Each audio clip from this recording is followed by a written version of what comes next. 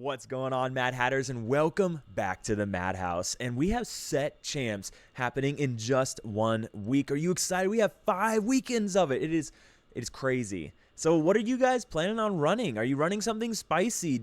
Are you just gonna pull a deck and you're gonna copy pasta it? There's nothing wrong with that. But what are you running? Are you excited about 5 weekends of Lorcana? Let me know in the comments. But this video is looking at decks that have done really well, decks that I've been testing that are doing really well, and then we'll also talk about how you might want to adjust them depending on what your local meta is, because some of these decks, if you know your local meta, there's some tech cards that you just don't have to run. You don't have to worry about red-blue if no one likes running red-blue in your local meta. And keep that in mind. So we'll talk about some of those options, but let's get to the next slide because it's really important for all of you guys. I want to talk about you guys winning, okay? Whether you win first place, you win a card, you want to be featured because you ran a really cool list, you want to brag about your kiddo, I don't care. I want to talk about you, so just send me your list, send me how you did, and then let me know if there's anything else you want me to mention. Maybe you want to talk about your store, you want to brag about this, like your spouse, you want to brag about your kid, you want to, this is my first, time winning, whatever it is. Let me know. I want to talk about you because we're going to be doing our feature videos coming up after every set champs. But let's talk about the first list. And the first list is what it's no bias, right? I legitimately think that this is the best deck to win set champs. I really do. I think it's the best deck in the format, and that is red blue. And this red blue is actually Tyler, who just took first at the PPG, spoiler alert, took first at the PPG event on day 2, and he killed it. I guess, yeah, day 2. So, but maybe it was day 3. It doesn't matter. But this was his list. And there's a couple changes you can make if you really wanted to. But I just think that the red, blue, burn, the DKP variant I think it's the best deck in the format right now. It does really well into all the Amber Steel. It does well into everything. And we saw this weekend how even pure aggro just doesn't stand up against it when it sees what it needs to see, and it can see what it needs to see when you can dig through so many cards. So I think this is the best one. If you get there with a week to go before the first set champs, there's plenty of time to get on Pixelborn and Connect, go to your locals and get practice. But if you were to run red blue, this DKP variant, what might you change for your local meta? A couple things. Maybe you want brawls, and this list doesn't have any, but I do have to mention that brawl can be a little risky sometimes. Like, it can save your opponent getting a lot of lore, but at the same time, by running brawl, that is your turn, your turn 3. Whereas normally your turn 3, you might be playing Grandma Tala, you might be playing How Far I'll Go, getting that ramp to that ever important, Be Prepared or Sizu. If you were to run brawl, though, I think going along the lines of maybe cutting a Maleficent and the Merlin's Carpet Bag to run 2, or you could cut the Goofies to run 2. But I will say that Goofy on turn 3 is extremely powerful. It takes out a Smee. It takes for Amber Steel. It takes out the Cindy for Amber Steel. It gets you that lore to push you over the top. And so Goofy really did a lot this weekend for Tyler. It really put in a lot of work. Merlin's Carpet Bag, this is kind of if you expect a lot of red-blue in your local meta. So if your local meta doesn't have a lot of red-blue, then you might not need this card. It's an uninkable that can be difficult for a lot of players if you haven't played a lot of red-blue. So this might be one worth cutting, right? I think you'd be fine if you did. Maybe you go a third Goofy, maybe you run your 1 brawl, something like that. But yeah, I think the deck is great. If you want to see it piloted really well, go watch the PPG stream. They had VODs up for it, I believe, on their Twitch. So go check that out. I definitely recommend it. But yes, I think this is your best bet to really pop off and see victory this set. Just get some practice in, okay? Remember, you want ramp on 2. So if that means altering 7, you alter 7, because you will lose to aggro if you do not see ramp on 2. So just keep that in mind, okay?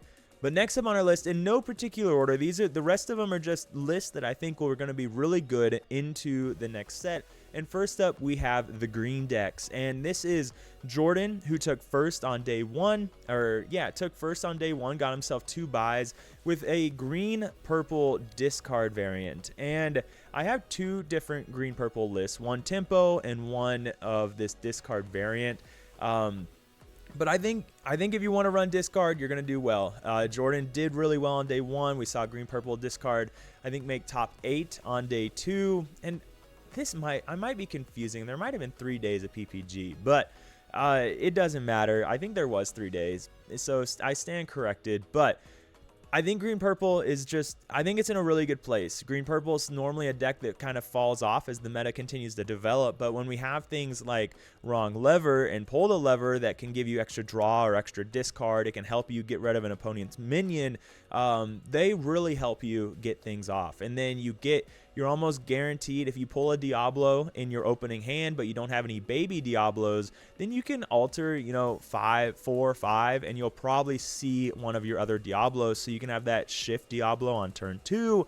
You get a Prince John down, you just start discarding them, you throw in a chip, and then you have your Iagos that trade really well into everything, your Genies that do so well. And then in this list, we run the Hypnotic Strength, which is going to be really strong against your opponent running the Iagos, so the other purple decks, period.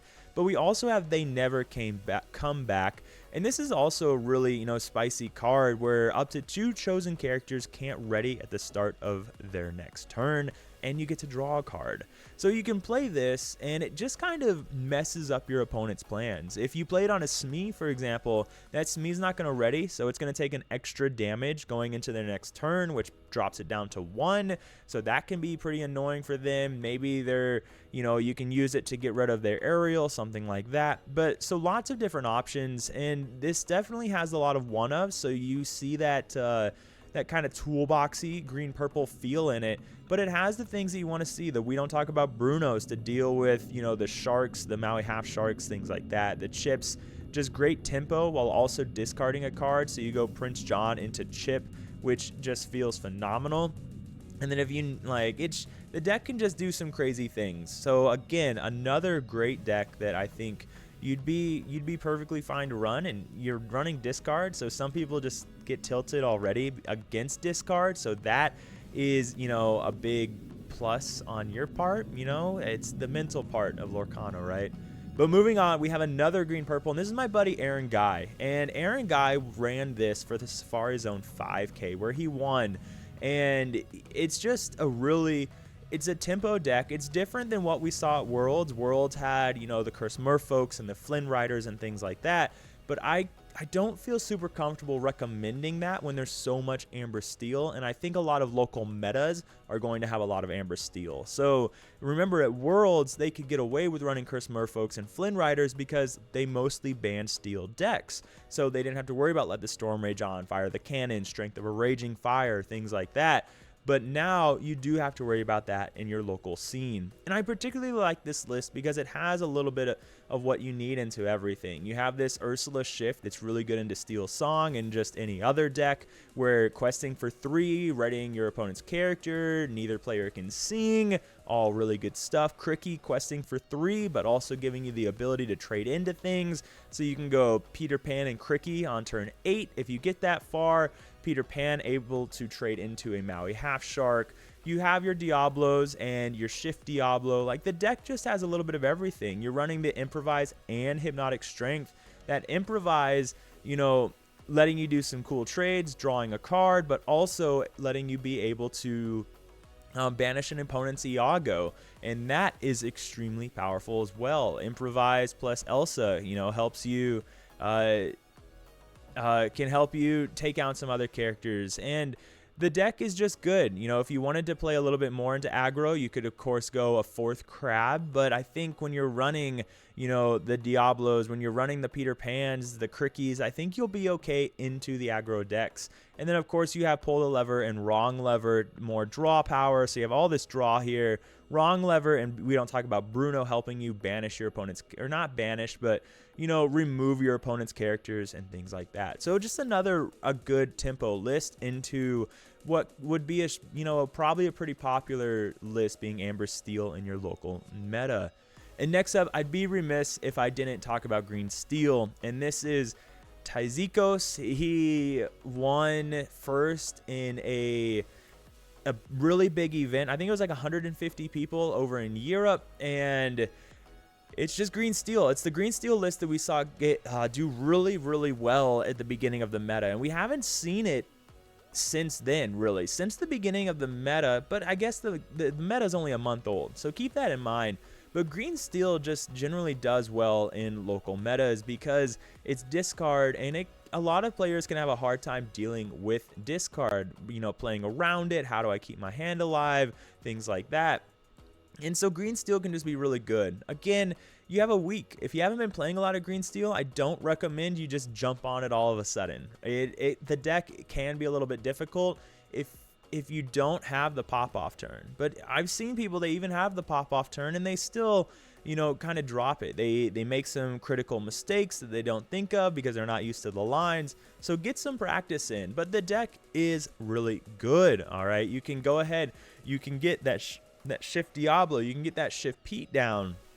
I mean, there's just so many things. You can go Pete into Shift Pete to help against Amber Steel. That can be really hard to deal with as well. You know, you shift or you attack, you know, you banish something, whatever it is. So there's a lot of different lines in this list as well. A lot of great removal from Steel. So Green Steel being really good on the play and on the draw. That's just one of the many advantages of Steel. The deck Steel just generally does a lot better both direction, like especially on the draw. Like, it's really good on the play, but it does really well on the draw, better than most other decks, because Steel helps you gain back that tempo and that removal and everything that you normally lose in that play draw disparity. So a really good list. Recommendations to change, I wouldn't recommend anything. I think what you're doing here is everything that you want to do with Green Steel.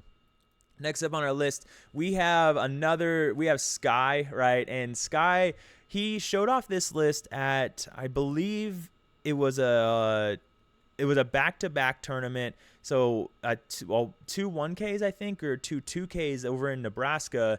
And then he showed it off this weekend as well at the PPG event down in Dallas-Fort Worth. And the deck is just, it's very tempo, right? What's happening here is you'll notice the 6 singers, something that I've been on for a really long time, you know, a lot this set, because the Singer 4 is so powerful this set by gaining back the tempo. When Amber Steel is so popular, you want to be able to get that Singer 4 down, because that Singer 4 is so hard to deal with. So if they start Cindy on 1, you can't really afford to play your Rhino or Cindy on 1. So now you're trying to set up the turn 2 Ursula or Troubadour, that Singer 4, so you can go turn 3 Aerial, and then you can kind of take care of things from there and clean up a little bit. You can turn 3 Aerial to find that song, or the turn 3 Pete, so they can't sing, but you can. And then what's happening here is that you're using Beast to, you know, fill up your hand again. The Aerial helps you kind of control things with your 16 songs that you have. But you'll notice no Whole New World, right? And so what's happening here is there's a lot of aggro in the meta right now. And also Red-Blue isn't drawing anymore because they don't have Hiram Flaversham anymore. So that Ruby Sapphire, the DKP version that I mentioned in the beginning. So now you can run things like Doc and Be Our Guest. And what's happening here is you're refilling your hand, but not refilling their hand. And that's incredibly powerful right now, because you can start controlling the board against, you know, another aggro deck like Mines, but then you might find yourself in a place where you have to sing a Whole New World. Well, now you don't have to. Now you can set up those strong turns. The Rhino is such a valuable way to gain Rapunzel value into things. so you can do that. The Ariel, great Rapunzel value, so you sing Be Our Guest to find your Rapunzel. But Be Our Guest isn't just Rapunzel. That Be Our Guest is such a great way to find really whatever you need. And that's what's so great about it. You know, you're going to alter really heavy to get that early line. You know, you want the 1, 2, 3, but you definitely want the 2, 3, so the singer 4 into Ariel. But let's say on turn 1, you alter 7. You don't find a singer 4, or you don't find the singer 3, but you find the Cindy. So Cindy can sing Be Our Guest to find the singer 4 for you, or find the Ariel. And that's going to be extremely powerful as well. And there's just so many lines. Maybe you're going into that B prep turn, so you need to find the Pete, so you use Be Our Guest. In the past, you would sing A Whole New World. You refill both players' hands, and you'd most likely find Pete. But now you just play Be Our Guest, and for 5 ink, you could play Be Our Guest and play Pete, so you don't lose out on that lore from the Cindy singing it. So there's a lot that's going on in this list. It's very, there's a lot of lines that you can do with it. You can play Be Our Guest. You're on 4 ink. You play Be Our Guest and find a dock. You play the dock, draw 2 more cards. Those 2 cards may be songs, so that if you got the Ariel down. The point is this deck has a lot of different lines you can do, all while trying to not refill your opponent's hand with A Whole New World. And you now don't have to deal with a 5-cost uninkable song. So the only uninkable, difficult uninkable you have to deal with is the Zeus. And that's not even a bad uninkable, because you're running 6 of these singer 4s plus the shift package. So a lot of ways to use the Zeus that is so important in clearing things in the local meta, like your opponent's singer 4s, the opponent's rhinos, the opponent's Maui half sharks, things like that.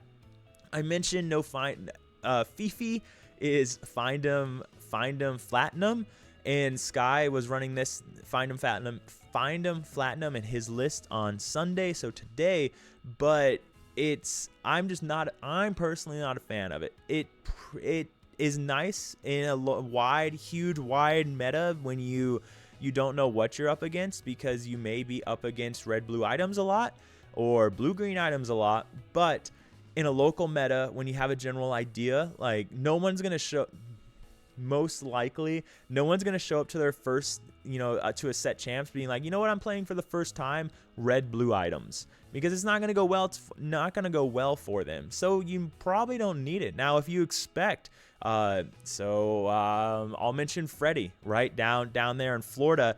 He has a lot of red-blue items in his local meta, so he runs Binjas. Well, maybe if you're in that kind of situation, maybe you need to run Find 'em Flatinum, and that it can be the saving grace for you. The other thing you could do is, if you wanted to run a 4th Smee, cut down. The thing that Sky had done is he had 3 beasts, 1 Find 'em Flatinum. You could go 3 beasts and 4 Smees if you wanted a little more into red-blue. But yeah, really great list. I love it. I think I've been on 6 singer 4s for the longest time, and I've loved that number because it's just so good into the mirror getting that singer 4 down. So yeah, the next one is another Amber Steel list, and this is Rob taking 2nd place on what should be day 3. And this is his discard Amber Steel. And the first time I ever met Rob was at DLC Vegas. I'm pretty sure. And he was on green yellow, and I don't think I'm confusing him with someone else. I think it was at the side event on day 2, but he was running green yellow, and I believe he's running quite a bit of green yellow, so I thought it was kind of fun to see him on Amber Steel running, this super strong package, but also bringing that discard package in. And of course, this Daisy Duck, when you play this character, each opponent chooses and discards a card, and then the You Have Forgotten Me or Dad Blast, each opponent chooses and discards 2 cards. And then finally, the Bare Necessities. Your chosen opponent reveals their hand and discards a non-character card of your choice. So really good, the discard package coming in here, and ultimately trying to do that thing where you have Amber Steel to control the board. You have a lot of 2 questers with the Rhino, Smee, Lawrence, and Rapunzel, and then you have these discard packages to really just abuse a world where people are really low on cards a lot of the time. Red Blue doesn't have Hiram Flaversham, so a lot of the time they're hoping and having to sit there and pray that they draw they draw their visions, they draw how far I'll go, because they're just trying to dig for one more card. Every single turn, they're just trying to dig for another card. So now when you run all this discard, you're just getting them so they're just top decking earlier. Another thing is against Amber Steel, if they're on the wheel list or if they're on the Be Our Guest list, they never have a lot of cards in hand. So you play Daisy Duck, they lose that one card. You play You Have Forgotten Me, they lose those 2 cards. So it is a great meta call. So you need to decide if you want to run this in your local meta, is your local meta full of a whole new world players that keep full hands? Is it full of red-blue players? Now, the deck still can lose to red-blue. This was the feature match on day 3 of the PPG event against Tyler, and he did lose against red-blue, unfortunately. And it was extremely close, though. With two losses to red-blue and 1 win. But the deck is really good. If you like the discard package, if you've played a lot of discard before, but you really like, overpowered cards like Rhino, and, the deck can really work for you and do a lot of really strong things. What would I recommend changing? I don't think I'd recommend changing anything in this list. I think that what this list is trying to do in particular, it's doing perfectly well. The Daisy Duck gets you, that extra character on the board to help with strength. So yeah, if you really wanted to, do something, maybe go 3 Daisy, 3 Bear necessities. That gives you a 1 more card for the aerial. So now you become 4, 8, 12, 14, 15 songs for aerial. So you might not whiff as much. But yeah, it's just a strong list. It's really good. And if you want to see it in action, go check out the PPG VODs on day 3, so Sunday. But yeah, moving on to another Amber. We got this one and 1 more. All right, a wheel list after this. And then we got some Blurple and Purple Steel and all the other stuff. But Amber Steel is just incredibly powerful. And this was Justin on his list that on day 3 made top 4. And I think this list is just really neat. What you're trying to do here is you're trying to abuse Goofy. A lot of red running around, a lot of purple running around, so foxes and crabs and Mauis and Goofies.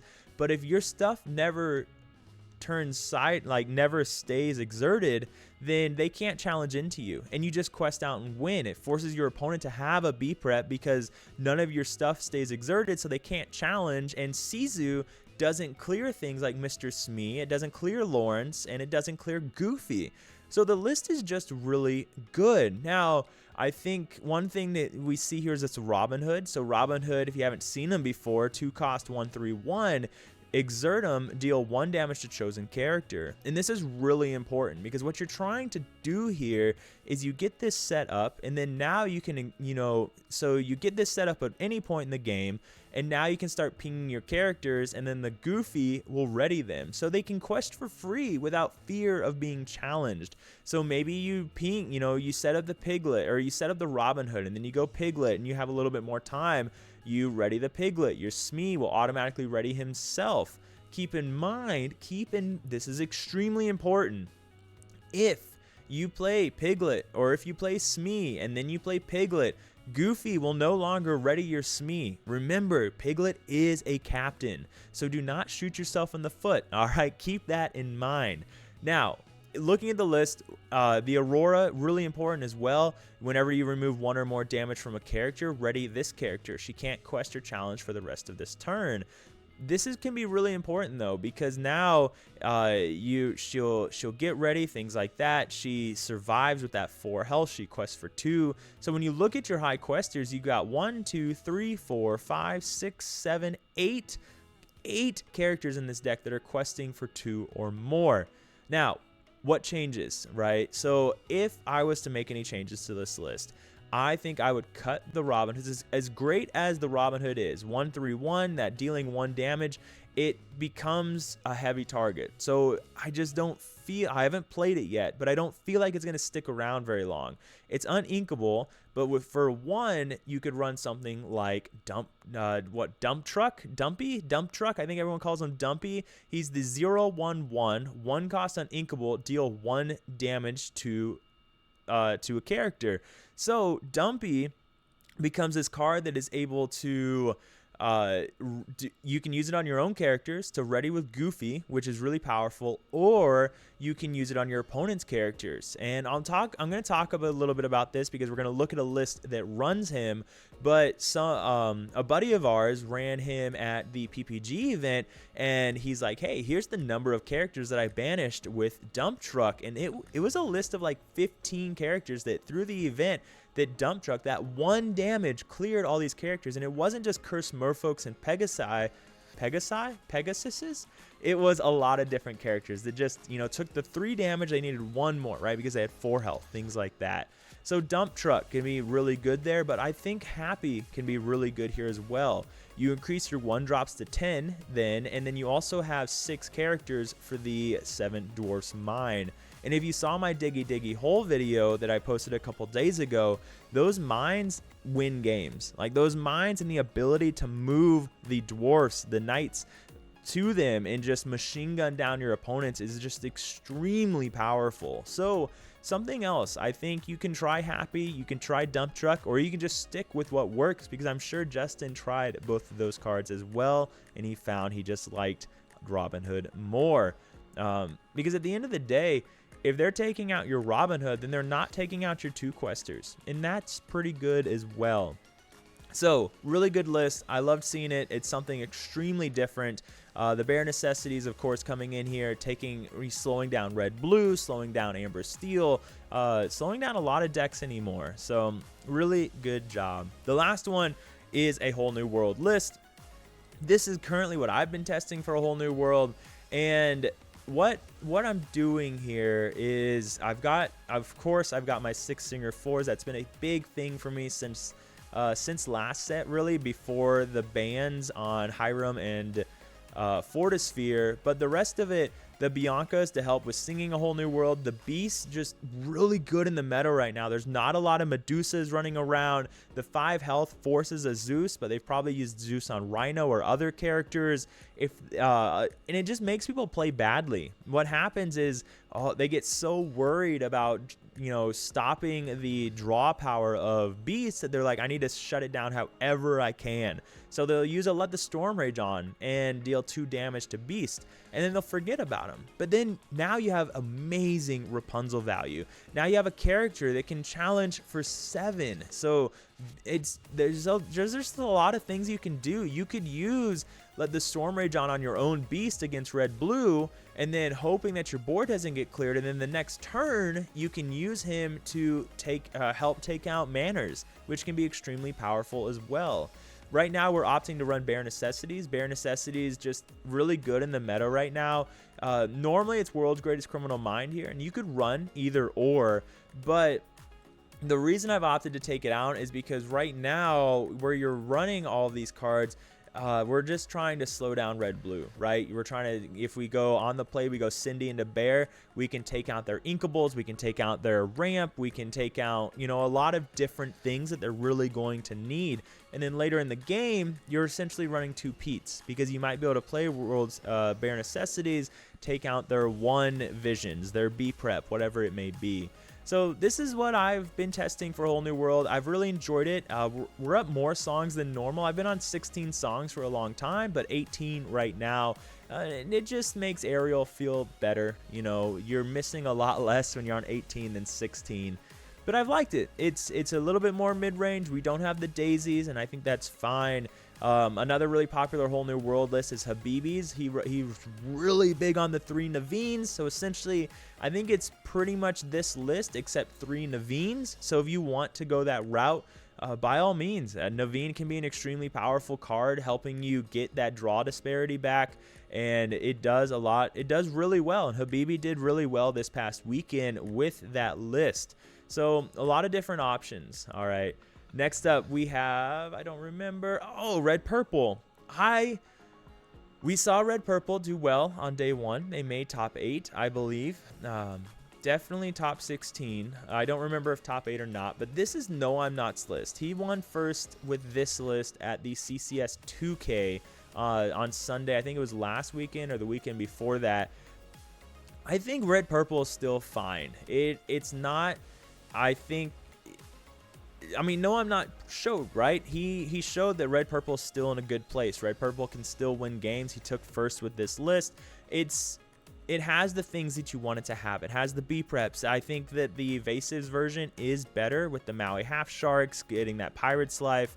But I like this list because you have your 1-drops that you so desperately need. Great crab targets. Ursula, though, is just awesome. Your opponent essentially has to have strength or Zeus and to take out that Ursula. Otherwise, their Rhino can't quest, because they could quest with that Rhino, but they have to worry about you having Crab in hand, because now Ursula plus Crab takes out Rhino. Extremely powerful there. So that's something that they have to worry about. And actually, they can't even strength unless they play 2 1-drops, or a 2-drop and a 1-drop on their turn 3. Which would be after you played Ursula on the play, on the draw at least. But so Ursula is just really annoying for Steel Song right now because they have to worry about that crab. But even if they don't have Rhino down and they just have some characters, Ursula takes out those Cinderellas. She takes out those Ariels. You can take out an Ariel with Ursula and then Fox her, and then Fox takes out their Ursula or their Troubadour. And then, of course, you have the Peter Pan with the Iagos and Genies that are being really nice. So on turn 3, you play Peter Pan. Turn 4, you can rush in an Iago or a Genie. Really good. And then Hades, you're so much draw power in this list. You have Hades that can draw, Friends on the other side, Finders, Keepers, and Library. All great, great, great draw engines. And I just think the deck's good. I really do. I think that where A Whole New World isn't as popular right now, I think it's even better because you have so much draw in your arsenal, and then you're still running the Mauis, which help into the aggro. So you get that 1-drop into, the Ursula, into the 3s. If you wanted to run more 2-drops because you don't like something like this, maybe you wanted to lower the top end, you could also throw in the Queen of Hearts, which is it is a card. I think I would almost run Brooms, maybe. No, probably Queen of Hearts, because Queen of Hearts has to be Zeused, and then you have something that lives for the crab or the fox. So that's probably the route I would go. If you wanted to play into Amber Steel a little bit more over Red Blue, you could probably cut something like the Dragonfire and Dragonfire and maybe 1 Library, and then you run the 2 Queen of Hearts. I think that could work really well also. So yeah, really great list. No, I'm not a phenomenal red purple pilot. I don't think you'd be upset if you ran this, and a lot of people won't expect it anyways because we haven't seen a lot of red purple. Something to keep in mind. Next up, we've got some purple steel. We have 2 purple steel lists, and I'd be remiss if I used any lists that weren't JDRRs.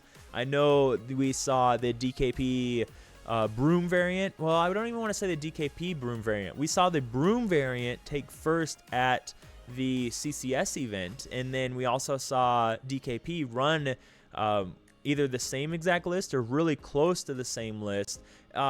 But I just think that list doesn't do as well into Amber Steel as these other lists do, and I think that you'd be remiss not to run, one of these 2 versions. And the reason for that is that it's just so easy for Amber Steel to just steamroll all those, the 8 brooms, to steamroll the Yin Sid, where, Steel is going to be so popular as it normally is in these smaller events. But if it's not in your local meta, then yeah, run the broom variant. It's, we saw that it was pretty good into red blue and a lot of other decks. So something to think about. But this version, running the Zeus and the Rabbit. So the next version is of course running the Doc, more of the aggro variant.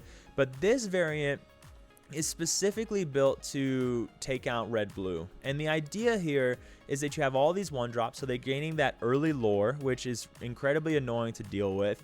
You have the giant cobras to gain you that 2 lore. You have the Petes, so of course you have the 4 snakes and the 4 foxes, and they're able to bounce those Petes, preventing the pirate's life, preventing the B preps, things like that. And then of course you have all of that bounce for Amber Steel as well, so if you get a good board set up, you can just continue to bounce this, control their board. They can't sing, all those phenomenal things. But then you have the rabbits. And the rabbits are just really good into red-blue because they can sit there and quest if you really wanted them to. And your opponent doesn't really want to remove them because then you get to draw a card. but eventually they have to remove your board anyway. So you get that draw power, but you also have the ability to just gain a lot of draw power from the rabbits because of the snakes and the foxes. But the biggest thing, well, I wouldn't say the biggest thing, but what's really important is once that rabbit comes down, you don't have to, you can easily take out, your opponent's Maui half shark. That Zeus is sitting there ready. And so that rabbit, you don't care about turning sideways to sing Zeus because you want your opponent to remove the rabbit so you get the free draw. So the deck just has a lot of draw power with the Merlin rabbits, the friends on the other side. It has the strength and the Zeuses to help control your opponent's board. And it's just consistent. These two liners that JD is so well known for, that's one thing, Ed as well. The well-known purple players, right? One thing a lot of them have in common, they're two liners. They're fours of everything because fours of everything is extremely consistent. So the deck just being really good into red-blue, it has power into, amber steel. You just have to decide, what do you enjoy more? The Rabbit Zeus, the more tempo variant, or do you enjoy the Dock variants that are more aggro? And with this variant, there's everybody's favorite Dump Truck. We've been hearing a lot about this card lately, and Dump Truck, he may seem like nothing. He's, like I mentioned him earlier, he's a 1-cost uninkable 0/1/1. When you play this character, you may deal 1 damage to chosen character. So this just comes in handy a lot, okay? Your opponents, you can play Dump Truck. Now your opponent can't challenge you with Lawrence. That can be really important. You can take out Curse Merfolks and Pegasuses. And there's just so much that you can do with Dump Truck that can be really impactful. You can take out an opponent's Chernobogs. So they play Chernobogs on 1. You dump a Dump Truck down and pop the Chernobogs. So that can be really impactful. And of course, you just have your aggro things going on here. You have all of these 1-drops that are getting you early lore. You have the Smedes, you have the Cobras and the Goats, just gaining you even more lore. And then you have your repeats if you need to go that route. And of course, you have the Docks. So if you can chain Docks, then that is going to be a winning combination. You play the Dock, and then you draw into a Snake, so you bounce the Dock with Snake, and then you play the Dock again the next turn. Extremely powerful turn. If you don't like Dump Truck, right? If you wanted to play more into Amber Steel and being on the draw, then that's what you expect, to lose all your dice rolls, and you wanted to be on the draw, then you could run Fire the Cannons. And that is an option. Fire the Cannons, of course, will make you weaker. Generally, it'll make you weaker into red-blue. You're not going to be able to take out anything with that Fire the Cannons besides a Tipo, and you don't really care about taking out a Tipo. Whereas Dump Truck is another 1-drop you can just slap down on 1, and he's gaining you passive lore, and that's perfectly fine, and you're really happy with that. So, but you could run Fire the Cannons if you're super, super worried about Amber Steel and you're worried about those Rhinos and those turn 1 Cindies. Fire the Cannons can do the job as well. So that is something you could do.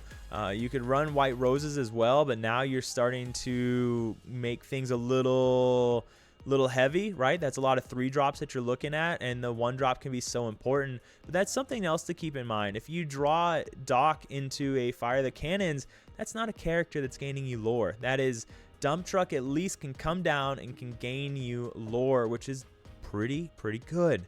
So try it out. Try out Dump Truck. Try out Fire the Cannon. See how you feel into everything, and see if you like it. All right. So next up on our list, we do have Blurple, and Blurple actually doing a gameplay commentary as I'm recording this. I'm doing a gameplay commentary with JDRR on Monday night, and we're gonna get you some games out. So definitely check that out, where he kind of annihilates me for quite a few misplays, but that's okay. That's okay. That's why he's the that's why he's the Blurple, sensei, and I am not. So this is my Blurple list, though, and I say mine. This is JDRR's Blurple list. What I've opted to do here is just go the 2-liner, running 4s of everything. The reason I've opted to go this route is the Ana is just really good into red-blue. The Ana is really good into green-purple. The Ana is just really good into Steel Song. That 6 health means so much. And if you play that, you get that Ana down, then you drop an Elsa. That Ana draws you a card. Elsa can then take out your opponent's Maui Half Shark. That's really strong. It can take out pretty much anything that Amber Steel plays, to include a beast.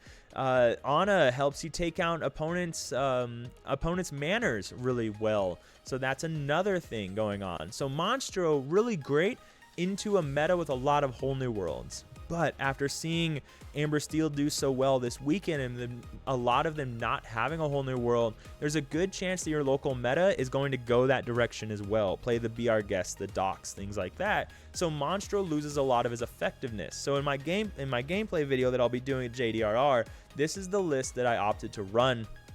And it, again, consistency. Really good against a lot of different decks. And where a whole new world is losing a lot of its popularity, the deck just gets even better because its worst matchup isn't as strong. I will caution you, watch out for green yellow. Blurple does have a really hard time into green yellow because a lot of the Blurple power is from targeting different things with like control with Hades, control with Elsa, control with Belle, and moving damage around. But green yellow is a lot of warded characters that you can't interact with. So what are some tech options you could run in this? If you wanted, you could do something like 2 Anas and 2 Monstros. You could also run 2 Anas and 2 Elsas, or one thing we've done in the past is 3 Hades, 2 Elsas, something like that. The point is again, playing to your meta. If you have a really aggro meta, like super hyper aggro, then maybe Elsa is the way to go, because you can play the Elsa and then shift the big Elsa the next turn, and that's going to be turn 5 that you're doing that. So that's really powerful as well. But this list, it works really well into everything. If you get that pop Bell down, you're looking really good into aggro. And then of course Genie on turn 3, Goat on turn 3, all of those really good into aggro as well. So give it a try. Blurple, it's just a really fun deck. It's a consistent deck. It's great. It's really good against green steel. It's really good against green steel and really good against green purple. That's tempo and discard variants, because Iago answers so much, Genie answers so much. The Bell moving damage, Finders Keepers, and Friends on the other side, plus the Tamatoa and the Popsicles, all helping you heal your hand. Like, it's wild. It's really good against discard. So definitely give it a try, okay?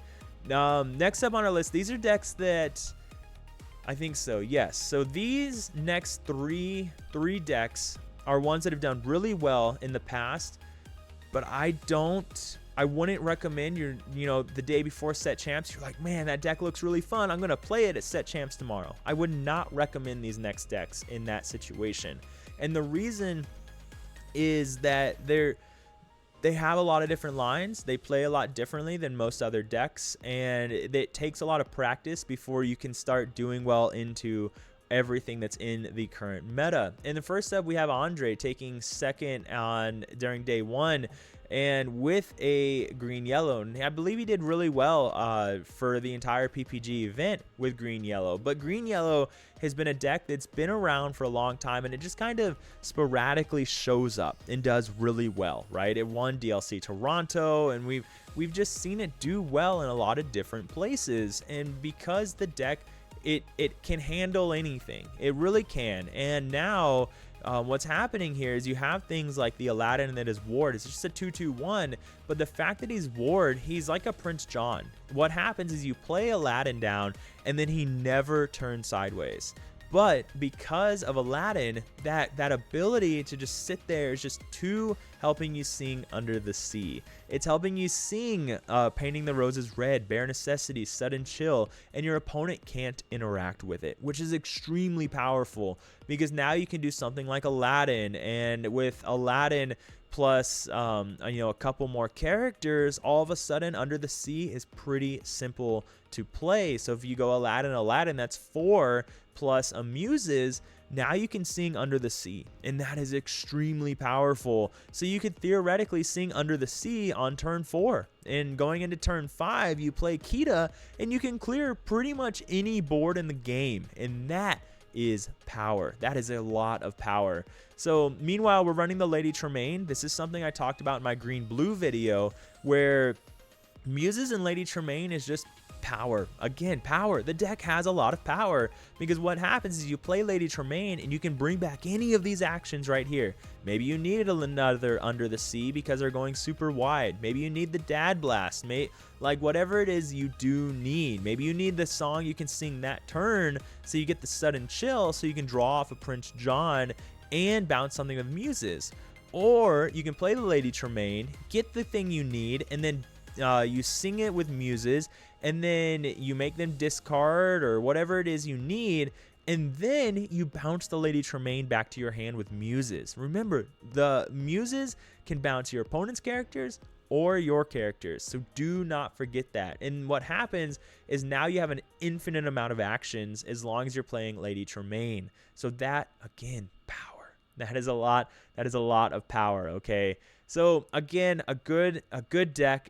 It's working to discard your opponent and just getting there eventually. It's not going to get there fast. It's not going to get to 20 lore quickly, but it will get there. It is a difficult deck, so do keep that in mind. Next up on our list, we have Bad Vegas. He took top 16 with this green steel list that we've seen pop up. Did really well at the CCS. I believe it won first at a tournament the second week of the new meta. But the deck, not only is it actually pretty good, it's a lot of fun. You know, you can't, the ability here, you have this shift value, right? You have your Diablo, the bird that everyone loves to hate, but you have Morph letting you shift a lot of different cards that they might not expect. The Ursula Deceiver of All, of course, doing the annoying things like let the Storm Rage on to draw 2 and deal 4 damage. Strength of a Raging Fire to just take out a bunch of different characters. I'm still here. A whole bunch of armor and drawing, or whole bunch of resist and drawing 2 cards. The deck is just really, really good. You got the Beast for draw. You have the Pete for shutdown. Tinkerbell for control. Clarabelle, more draw. You have this Helga Sinclair here. She's a shift 3, so you can shift her on Morph. Whenever this character quests, you may deal 3 damage to chosen damaged character. So what that means is you can do something like play Chief Bogo, and then you play Helga Sinclair, so you deal 1 damage to each opposing character, and then when you start questing with the Helga Sinclair, you can deal 3 damage to those opposing characters. 1 at a time, of course, but that's 3 damage helping you take things out. But the real, the dream play, right? The one that everyone loves and really wants to get is you go Chief Bogo, and then you play Return of Hercules, and then Prince Philip to banish their entire board. That's pretty awesome, including the card that they played with Return of Hercules. So just really busted things that you can do with this deck, and it's fun, and it's different, and people probably won't expect if you show up. So they'll probably expect you're on discard, so they'll play differently because of that. Maybe they ink a little bit more, they ink their songs thinking you are discard, and they just do things a little bit differently. So good deck, give it a try. But if you haven't played it before, like I said, you might want to give it a couple weeks on Pixelborn Connect or at locals before you just jump into a set champs trying it out. But next up, we have green blue, and this is my variant of green blue. And I find the deck is doing really well in this current meta. I really do. I did a video on it. You'll notice there's a couple changes. I was on 3 Louis, the alligator, the 4/3 that gives an opponent's, it comes in exerted, and then opponent's character has reckless. Really, really good against aggro. What I've done in here is I've added 2 Clarabelles and 2 McDuck Manors. A big part of this deck succeeding is seeing that Clarabelle and getting that Clarabelle down. So you can play Clarabelle on turn 6 and then shift Clarabelle in the same turn. And that Clarabelle turn earlier is just really powerful. That is a lot of draw that's going to be coming your way against most decks. You have the Lady Tremaine and the Muses bounce package. I'm on Strike a Good Match. I was on more Hefflumps and Woozles, but I've switched to Strike a Good Match just because it's more dig. The whole point of this deck is digging for the cards that help you control your opponent's board. So you start controlling your opponent's board, you throw down some manners, which is also something new that I've added in, and now you just control your opponent's board, and they have to deal with your board while also dealing with these manners. And they can B prep you, but now they still have to top deck the cards to be able to take out the manners, knowing that most of your deck is going to bounce their deck and all the characters that they want to use. So it's a lot like the red-blue DKP variant in the sense that you're just trying to control your opponent's board while gaining that passive lore. This one just doing it differently, not using, you know, those overpowered cards like B prep and Big Sizu and stuff and the Maui Half Shark. So it's just a lot of fun. It's a really fun deck, and be careful. The deck can take a little long to get to their wins, so you need to be very cognizant of timers because you don't want to draw the whole day and then lose out on top cut. But it's a fun deck. Again, give it a little bit of practice first, all right? A good place to start, my video where I do some gameplay commentary, all right? But finally, I think there's one more. There is not. That is all of them. That is all of them. I thought I had one more, but ladies and gentlemen, I hope you enjoyed the video. All right, a lot of different lists to look at, a long video. All my videos are pretty long, but I hope you guys have the best of luck at Set Champs. Let me know again, are you going to try one of these lists? Do you have something you want to try yourself? Is there something I just should have mentioned that I didn't? Let me know. All right, with that being said, ladies and gentlemen, stay happy and healthy, and I'll see you around.